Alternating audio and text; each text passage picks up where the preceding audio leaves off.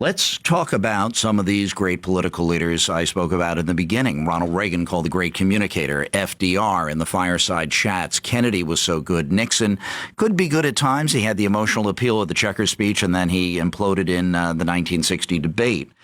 Do you have to be a charismatic speaker to be a good leadership communicator? You know, I've thought about this a lot, and the reason I'm going to say it's not essential is because here's what happens. As soon as you say you have to be a charismatic speaker, an orator, to be a great leader, communicator, you scare off many who don't see themselves as natural orators. And so I'm going to say this.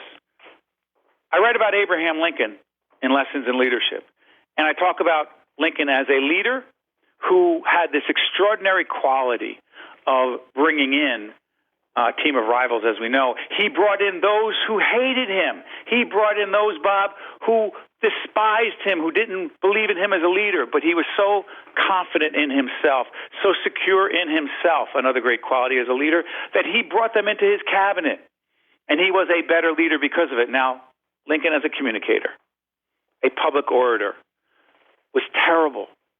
He was not charismatic. He spoke in a monotone.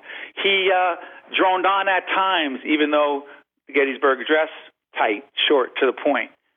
Here's what I'm getting at. He had the ability to understand his audience, what they wanted and needed, and also challenge them.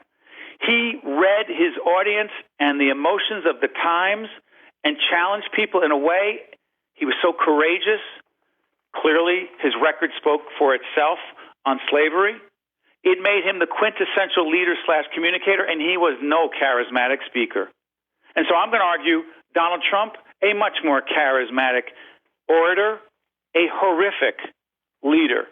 But then you have those like Dr. Martin Luther King, who I write about, an extraordinary charismatic orator and a great leader. Kennedy, a very solid orator, and became or was becoming a better leader after making terrible mistakes I write about in the Bay of Pigs, learned from those mistakes, tried to ask himself where he fell down, and, as we know in the Cuban Missile Crisis, used some of those same lessons to be a better leader and was getting better when he was assassinated in November of '63.